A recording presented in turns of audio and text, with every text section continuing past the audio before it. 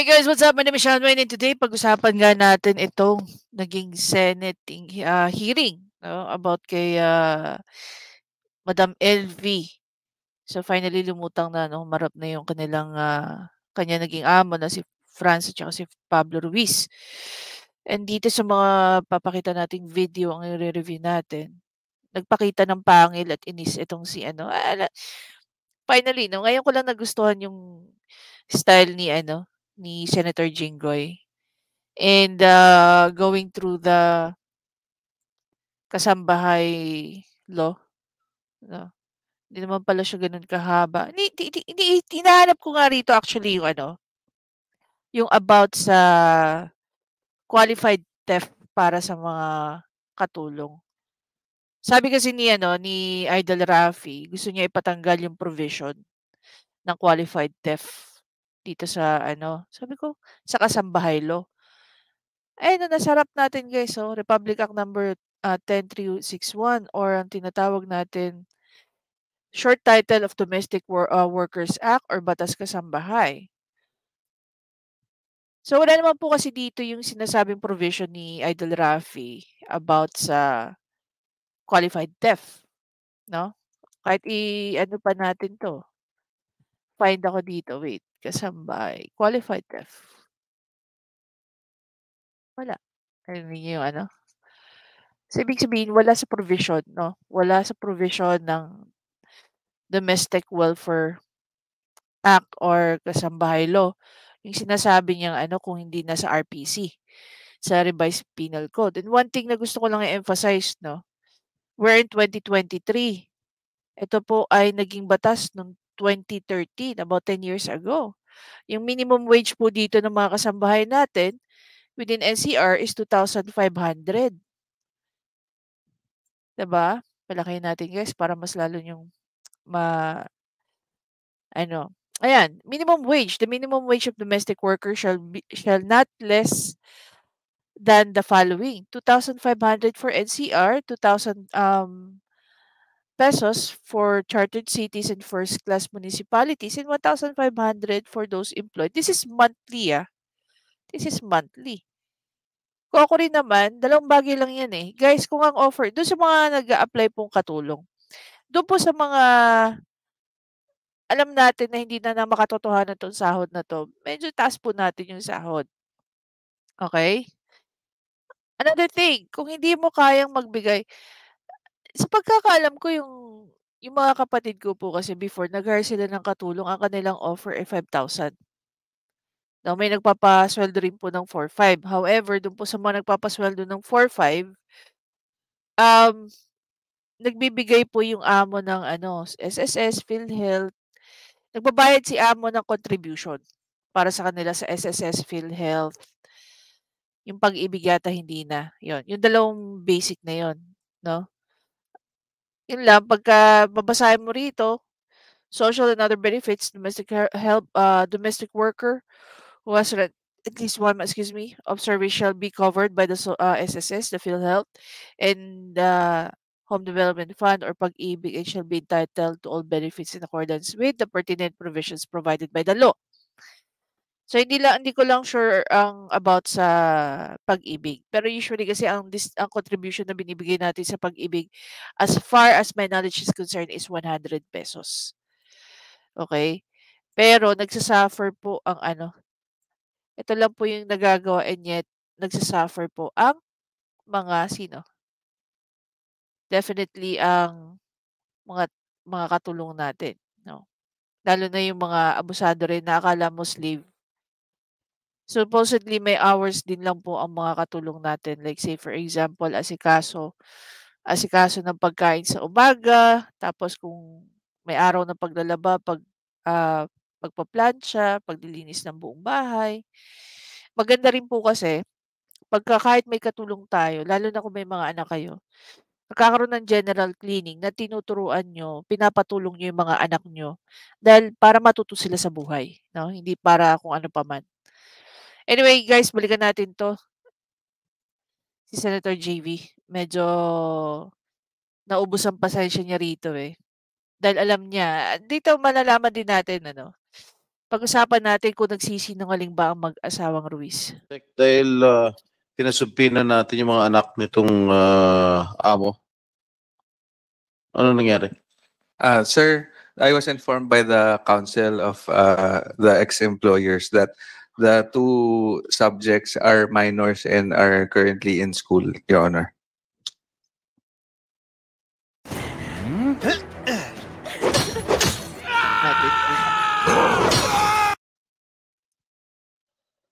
Ilang taon na, with the permission of Senator Estrada, ilang taon na yung mga bata na nag-aalaga ka rin ng bata, LB? Malalaki na po yung mga anak po ng amo ko. Yung panganay po, 18. Yung bunso, 16. So 18 na, anong taon yan? Anong taon? Ito lang taong ito? Opo. Lalaki, babae? Yung pong panganay babae. So 18 anyos. Hindi na minor de edad, attorney? Comsec? DSWD? Saan DSWD? Minor? Minor de edad ba yan? 18 anyos.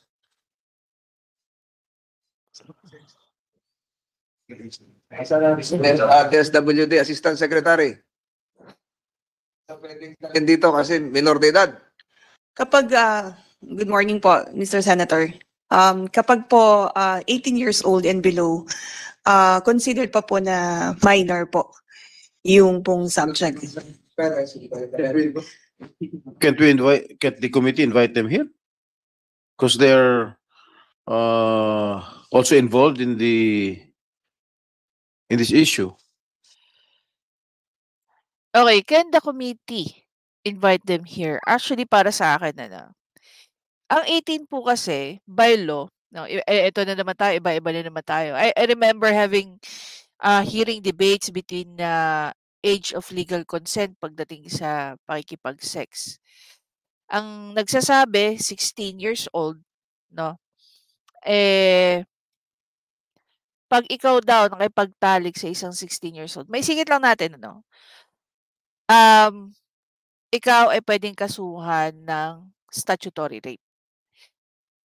This is dun sa context na regardless kung may consent o wala yung babae. The mere fact na pag-sex ka sa isang 16 years old pababa, ikaw ay pwedeng kasuhan ng statutory rape. Okay?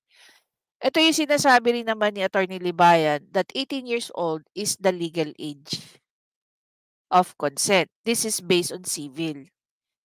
Ang pinupunto ko rito guys, iba-iba ang sinasabi ng legal age of consent. Civil, criminal, meron bang administrativo? Guys, hindi naman pinapayagang magtrabaho ang 17 years old pababa. Kasi nga, ang sinasabi nila, 18 is the legal age. Okay? Na magiging criminally liable ka na.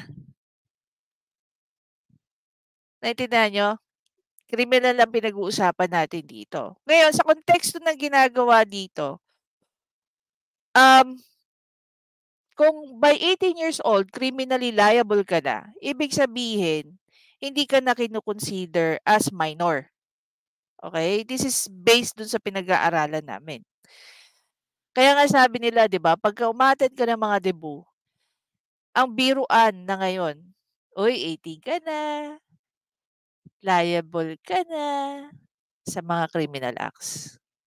Okay? Hindi ka na kinoconsider na bata by the time you reach 18. Pwede ka nang kasuhan by the time you reach 18. Okay? So, bakit hindi pwedeng anuhin ang 18? 'Di ba? Ngayon iba na naman ang sinasabi ng DSWD kumpara sa sinasabi dito sa criminal liability. Check natin, age of criminal liability.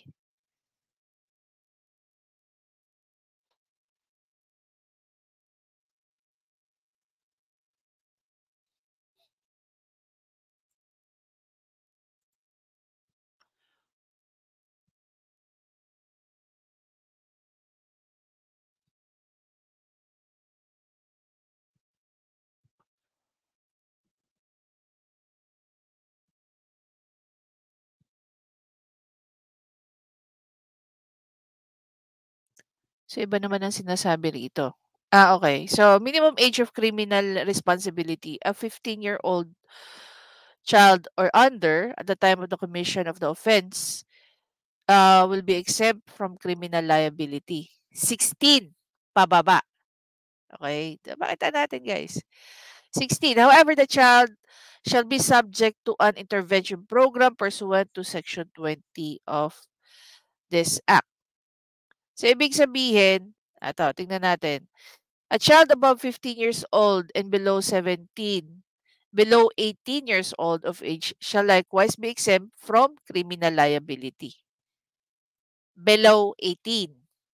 So basically, it's between 16 and 17.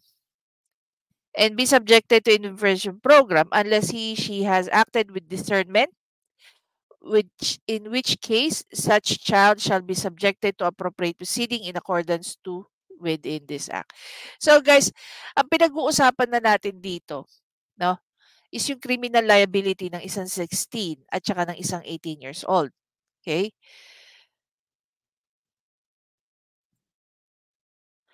Instead, using the word juvenile, Philippine laws made use of the word child as of RA 9344. Child is a person under the age of 18. Under the age of 18. So, ibig sabihin, kung aanoyin natin, mula 17 pababa. Tama ba?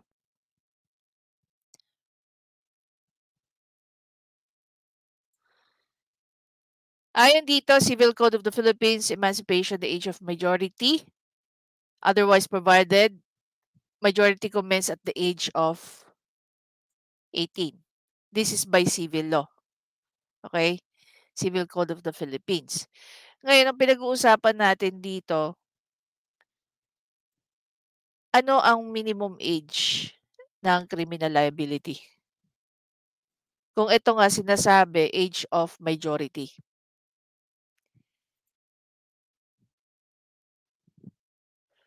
Is the legal age also known as the legal majority? This is the age at which a person gains a legal status as an adult. The legal age is set by state law and can differ from state. So this is basically the US. Normally it's legal once someone steps in. So ang daming ang dami nating kino-consider dito no? So ano nga ba ang age of minimum age ng legal criminal liability ng isang tao? Okay, sabi rito between 16 to 17 pag may discernment, no? Ibig sabihin pagdadaanan ni 16, 17. No, based dito sa definition na nakita natin. Okay? See, a child above 15 years old but below 18 years old of age shall likewise be exempt from criminal liability and be subjected to an intervention program unless she has acted with discernment, in which case the child shall be subjected to appropriate proceeding in accordance with this act. Okay? Unless she acted with discernment. So obviously dito sa salaysay ni Nanay LV, yung mga bata, no? Pakinggan natin mabuti. 18 years old is not considered a minor anymore.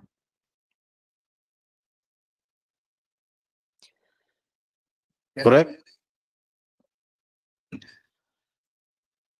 Ang sa atin po kasi sa Department of Social Welfare and Development, of course, we always take a primordial interest on the best interest of the children. At sinasabi nga po natin, 18 years old and below ay kinakailangan pa rin pong protektahan po natin. So ibig sabihin, hindi namin sila pwede ipatawag, hindi namin siya pwede ipatawag at 18 years old.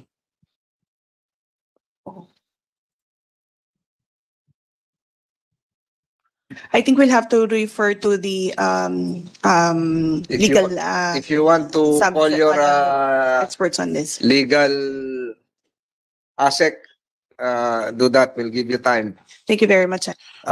Anyway, I move that we subpoena this 18-year-old daughter of the spouses.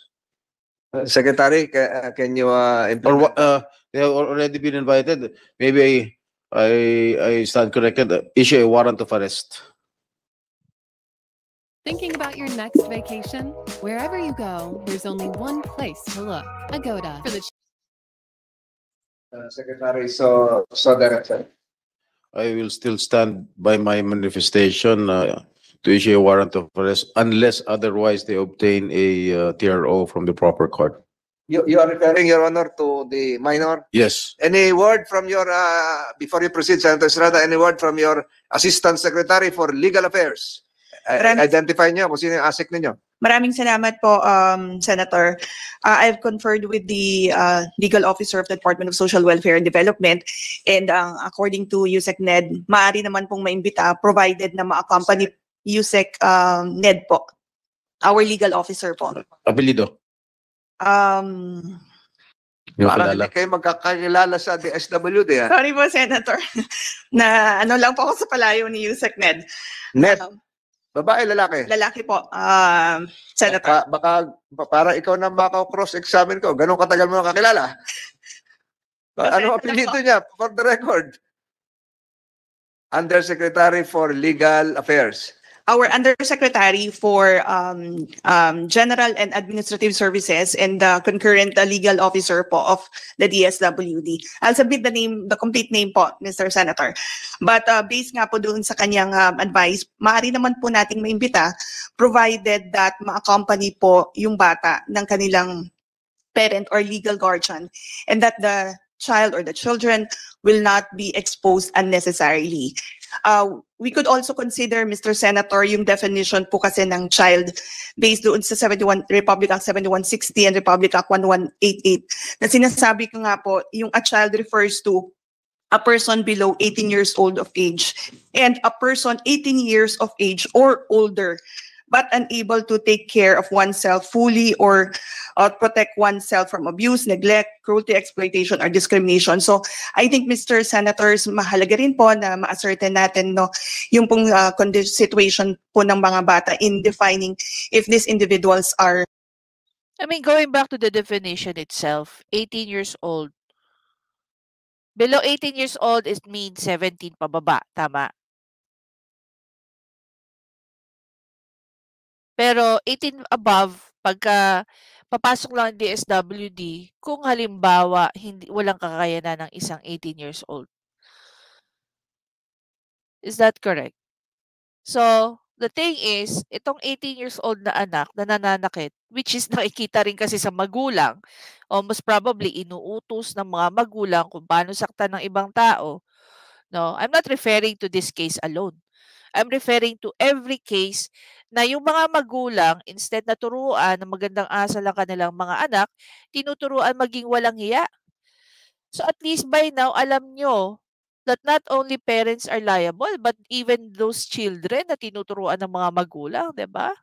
At hindi lang sa katulong, and definitely, marami ring hindi ko sasabihin na this is just an isolated case o mag-isa lang tong kasong to. Definitely, there are a lot of people who are suffering the same fate dito kay Nanay LV. Or should be considered a child or a minor. And likewise, Mr. Senators, we have to consider then yung mga protocols on handling children, especially if may mga gantong inquiries nga po or mga hearings dahil kinakailangan pa rin po nating protektahan at pangalagaan yung kanila pong best interest. You will abide by that. Definitely the second child who is 16 years old, the committee cannot issue the necessary notice for that child to attend. But for the 18 years old, tatanungin natin mamaya yung But the 16 years old can also be liable because of the discernment. Diba? Naawa ako dun sa mga bata. Kasi pinalaki sila na ganyan yung exposure nila. kung ilan talaga yung edad nun. And we will need a written position, although that's part of the records now coming from the DSWD concerning the motion of Senator Estrada. But so, Senator Estrada, we can proceed. Mabalik tayo kay Aling LV. Aling LV, Po. Tinanong ko sa inyo po kanina kung bakit kayo sinasaktan o sinaktan. Ang sabi niyo, ang sagot niyo sa akin, meron ka daw, allegedly, ang sabi mo, pinagagalitan ka dahil, sinasaktan ka dahil meron ka nilalagay kung ano-ano sa pagkain nila. Opo. Ano pa? Yung pong nagnakaw daw po ko Nagnakaw ka ng ng pera at ng relo niya. pera at relon yung ginang ng Opo. babae. Opo. Ano participation ng lalaki o asawa? Hindi naman po nag-aimik po yung lalaki, tahimik lang po. Pero alam niya nung lalaki ginagawa nung babae. Opo, pag lasing po, yung po, pag lasing, nananakit po. Pag lasing si lalaki, sinasaktan ka din? Opo. Paano ka sinasaktan? Yung pong, minsan po, sinatadyakan, hinahagis po ko sa sahig at binabato ng lamisa. Binabato ng lamesa. Opo. Nung binato ka ng lamesa, saan ka tinamaan? Tao Sa pa ba yan? mukha po. Sa mukha. Opo. Ilang beses ginagawa sa iyo 'yon? Isang beses po. Isang beses lang. Opo. Sa tagal mo na sa kanila, isang beses lang ginawa sa inyo. Paglasing nga lang po si kuya. Kaya nga, ilang beses nga siya nag-eat siya ng lamesa sa inyo? Tuwing lalasing? Opo. Gaano siya Marami po. Gaano siya kadalas malasing? Lagi naman po nagainom po yan. Gabi-gabi. So gabi-gabi ka iniitsahan ng lamesa, ganun ba? Pag mainit po ang ulo, Ano pa? Ano pa ginagawa sa inyo?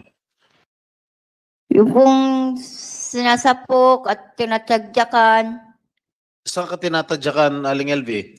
sa tagiliran po sa buong katawan. Grabe. Ano pa? Tapos po, MMA? inutog din po sa pinto, sa dingding.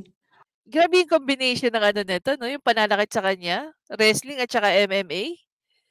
Tapos walang kalaban-laban, kababaeng tao, binubugbog ng ganyan. So no wonder talaga, hindi lang mabasag ang mukha niya hanggang mabulag yan eh.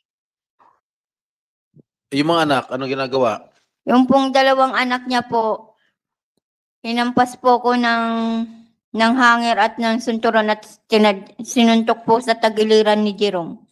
Grabe. Yung Jerome, yung minor de edad. Opo. Ilan taon na anak mo? Ano? 16 po, Your Honor. Yung isa?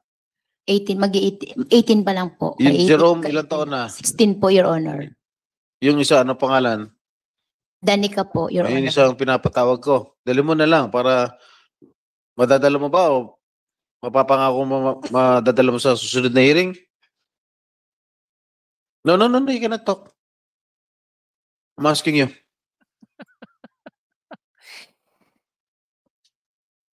Rinig mo na sa boses niya, no? Kahit malumanay pa ni Senator Jinggoy, no? Na meron na talagang inis sa kanyang ano. Opo, Your Honor. Madadala mo. Opo. Oh, Aling LV. Po. Ituloy mo yung kwento mo rin sa amo mong lalaki. Yun nga po, pag lasing, sinasaktan din po. Yun lang. Tinatadyakan sa muka. Merong sinasaktan ka ba sa muka? Wala po. Sa katawan lang. Ay, yung pong natamaan po ng lamisa yung mukha ko. Pagbato. Isang beses lang po nangyari. Grabe. Marami na po. Panay lamesa ang iniitsa sa inyo? Opo. Laging lamesa? Minsan po, hinampas po ko sa likod. Hinampas ka ng? Nabali nga po yung paa ng lamisa eh. Lamesa pa rin. Opo. Kahoy. Plastic. Plastic. Nasaktan ka pa rin. Opo, yung sa likod. Gaano kalayo nung initsahan ka ng lamesa? We pulled it off. We actually did it. Here is something truly extraordinary. The technology. Yung malayo-layo po ng konti. Okay. Ginoong Pablo, pakitanggal ang face mask mo. Para sumikat Yes, Your ka. Honor. Pasisikatin talaga natin Ano yan si masasabi Ginoong mo? Pablo. Ay wala po katotohanan po ang sinasabi ni LB po. Kasi lagi po ako Wow. sa biyahe. Kung yung pag-inom naman na sinasabi niya, kasi pagod ako minsan, bumibili ka rin isang gin. Kalahati na po. Ano po? May inom din po ako. Lagi ka raw lasing. Hindi po. Pag lasing ka daw, pinagdidiskitahan mo to si Aling LV. Hindi po. Tinatapunan mo ng lamesa, initsa mo ng lamesa. Wala po, wala katotohanan po yan. Pero nasaktan niyo siya. Hindi po. Kahit kailan. Opo. Kontra doon sa sinasabi ni Aling LV. Wala po. Kahit kailan, pero yung asawa mo nanakit. Hindi ko po alam, hindi ko po nakikita po kasi lagi po ako sa biyahe. O lagi ka lasing, kaya hindi mo nakikita. Hindi po, hindi ako lasing po. Bira lang ako po uminom. Sabi ni Aling LV, halos gabi-gabi, Hindi po. uminom ka. Walang po katotohanan po yan. Ibig sabihin, hindi mo nakikita yung asawa mo. Minsan nakikita ko po pagdating ko po na galing biyahe, pagbaba ng Ano ba puting trabaho paninda mo? namin po, nagdidilig trabaho po mo? ako. Ano trabaho mo? Bumibili po ng paninda tapos nagdi-deliver din po. Bibili ng Mga paninda namin po na gulay. mga gulay Opo. sa palengke. Tapos, tindahan ninyo. Opo, saka dinideliver po yung iba. Anong oras? Anong oras trabaho mo? Bali pag ang oras yan po, kahit hanggang hapon, hanggang uwi kami na makapag-deliver po. Usually, anong oras ka umuwi ng gabi? Ay minsan po mga 5, alas 6 po. Maaga. Opo. Anong oras ka umiinom? Ay minsan po pag bago ako kumain, may mga bili Saan ako ka isang umiinom? gin. Mga kalahati po siguro wala akong Saan kasama. ka umiinom? Sa bahay o sa labas? Hindi po, sa bahay po. Sa loob ng bahay. Aling LV, nakikita mo ba yung amo mong lalaki umiinom sa loob ng bahay? Opo, sa tindahan. Doon po siya nag-iinom sa may kusina. Sino kasama? Siya lang po. Minsan pag marami sila doon, yung boy namin, pag nagkakatay po sila ng baka. Saan sila nagkakatay ng baka? Doon sa tindahan? Sa palengke? Sa kakatayan po ng baboy, yung anong tawag doon? Opo. Alam nyo, pinapaalahan ko lang itong dalawang kayo mag-asawa. Kung natatandaan ninyo, meron isang kasambahay nung araw, nagngangalang Bonita Baran. Yung amo, yun, mag-asawa rin, of Chinese descent. Pinapunta ko rito nung pangalawang termino ko bilang senador. Pinlansya po yung muka ng kasambahay. At nagsinungaling dito sa komite. I am warning you, both of you. I'm warning both of you. Dahil pag oras na napatunayan namin na kayong dalawa nagsisinungaling, pakukulong ka namin. Okay? Yung dalawang amo, yung mag-asawa nung araw. Okay, guys, just to give you a quick, quick illustration, Char, ng minaltratong kasambahay na si Bonita Baran, nakamit ang hustisya laban sa malupit na mga amo. Ito po si Bonita Baran. This was actually a case back in 2021. No? Parang liit. Tingnan natin yung case ni Bonita Baran. Nabulag ang mata, nabasag ang mga tenga at nasira ang mukha ni Bonita Baran dahil sa pananakit ng kanyang mga amo.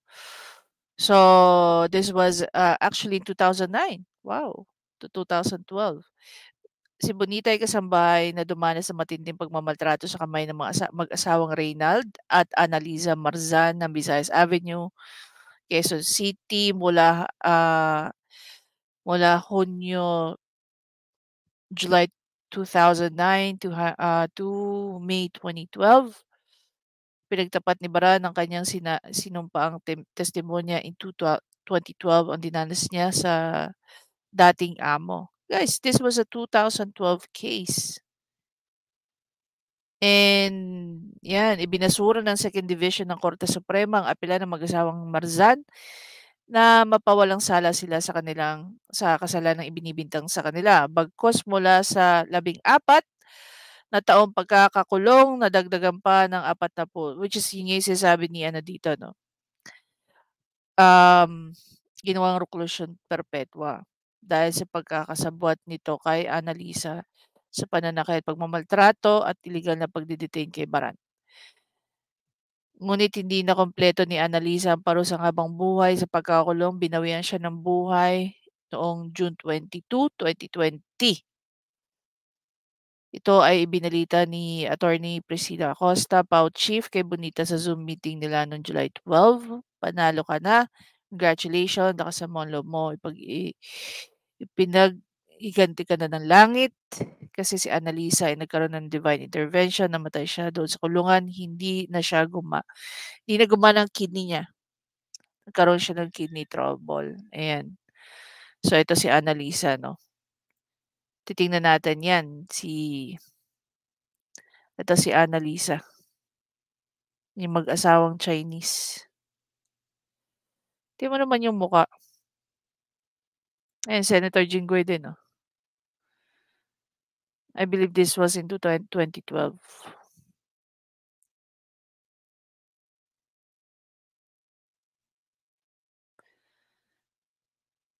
Oh, diba? Yan ang lansya ng mukha kay Bonita Baran. Na-sentensyahan yun. Habang buhay. Reclusion perpetua. Namatay na lang yung yung babae. Nakukulong habang buhay sa Muntinlupa yung lalaki. Pag kayo nagsinungaling dito, ganun din mapupuntahan ninyo. At seryoso ko rito. Seryoso ko rin sa kaso nito. Kaya nagkaroon ng batas kasambahay dahil kay Bonita Baran. Yeah, which is true. Kasi the Kasambahay Act, no, the Kasambahay Law was in 2013. And yung kay Bonita Baran was in 2012. Diba? Now, the question is, sino yung author ng Kasambahay Act? I've been looking for it. Wala naman.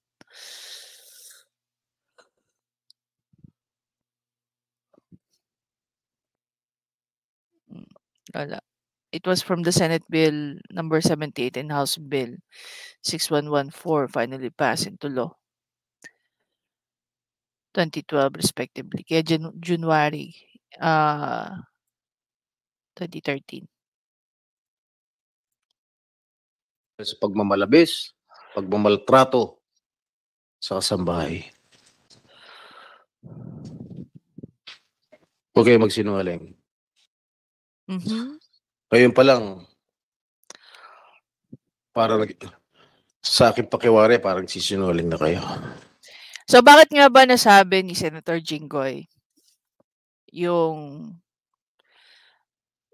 yan, para sa kanya nagsisinungaling na sila? Una-una sa lahat, guys, hindi naman madedeform yung itsura, no, ni Nanay LV. 'Di ba? Kung hindi siya sinasaktan, hindi siya minamaltrato. Obviously, under oath, anybody na nandiyan, tapos ikaw pa yung rason kung bakit ka nandiyan. Like yung asawang si Pablo Ruiz. Kitang-kita naman dyan na nagsisinungaling siya. Kinonfirm din naman ni Nanay LV na nagiinom siya at mag-isa siya. So, mas nagiging kapani-paniwala yung statement ngayon ni Nanay LV against dito kay Pablo Ruiz. Okay? Obviously, may kaso na rin kasi to si may kaso na rin to si Franz at saka si Pablo Ruiz. But the thing is, yung mga lawyers niya, pwede rin namang sabihin na hindi nila masasagot yung tanong, lalo na't may kaso na. Kasi dito pa lang, sa mga sinasagot niya rito kay Senator Jinggoy, obviously, nagsisinungaling na. Kahit sino naman sa inyo dyan, maniniwalang nagsisinungaling na nga. Kasi kung hindi ka sinasaktan, bakit nga ganun naging itsura ni Nanay LV? Diba? Bakit nabulag? So, makikita mo yung mga trauma, no? Na inabot niya physically. Magkakaroon pa tayo isang pandinig, dalawa pandinig ay kung gugustuhin ni Senator Tolentino. Dali mo yung mga anak mo. O, isang anak mo na hindi minor de edad. At yung ibang witnesses, yung si Senator Tolentino, yung Dodong, para malaman natin ang buong katotohanan. Pag nangyari yan, ano na eh, endgame na yan. Endgame na yan. Kasi ang inaano na dyan, yung consistency na sinasabi ng mga testigo against dun sa mga amo eh. 'Di ba? I'm warning you guys, both of you. Kahit magagaling mga abogado mo, kahit magagaling sila, kumuha ka ng pinakamahal na abogado, pinakamagaling na abogado, pero pag nagsisinungaling kayong dalawa, pakukulong ko kayo. Maniwala kayo. Well, ako naniniwala naman ako dyan, Senator Jinggoy. Ako, personally,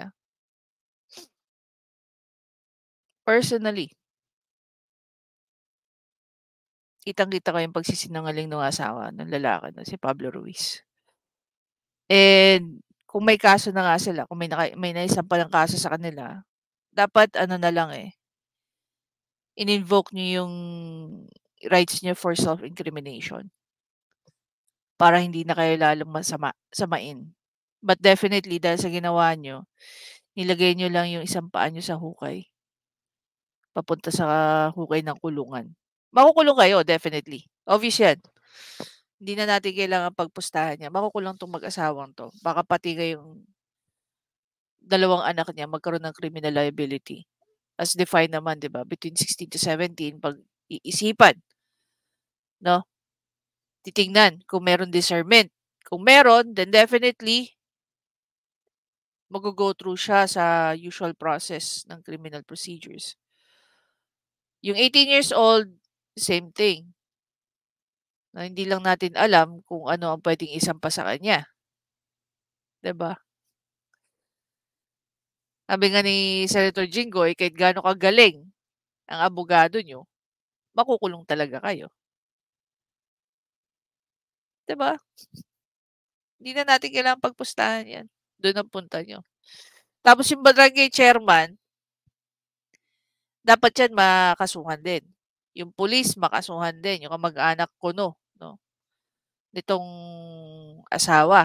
Hindi ko lang alam kung sino yung kamag-anak ng police, no? Either kapatid yata or ano. Basta may connection yung police na nanakot kay Nanay LV. Yung mga ganitong bagay, hindi natin dapat pinapalagpas. Nakakatawa, no? Kung di nga katanggap-tanggap sa ibang lahi na minamaltrato ang kababayan natin, how much more ang mga kababayan pa natin? You'll be very surprised doon sa number of cases na meron tayo sa pagmamaltrato ng mga amo sa kanilang mga kasambahay. Kung may problema po kayo sa kasambahay niyo, paalisin niyo na lang. 'Di ba? Kung ninakawan kayo, ipakulong niyo. The same thing din dapat ginagawa ng mga kasambahay. Pag ginaganyan kayo ng amo niyo, alam niyo na gagawin niyo. Ipakulong niyo. Kayo matakot. Especially in this age of social media. Nadami yan. Anyway guys, again, maraming salamat sa panonood. Please don't forget to subscribe, like, and comment. At pag-usapan natin ang mga issues na ganito. Kailangan maging mas educated na tayo from yesterday. Para pagka meron, eto naman guys kasi yung ganda niyan, if we're watching videos like this, especially coming from lawyers like Attorney Libayan and Attorney Claire and other lawyers, na pinaglalaban ang karapatan ng mga tao, natututo tayo. At the same time, hindi tayo basta-basta na tinatakot ng mga tao na akala nila mangmang. Tama nga naman ang kasabihan, knowledge is power, guys. 'Di ba? Anyway guys, I'll see you in the next video. Bye!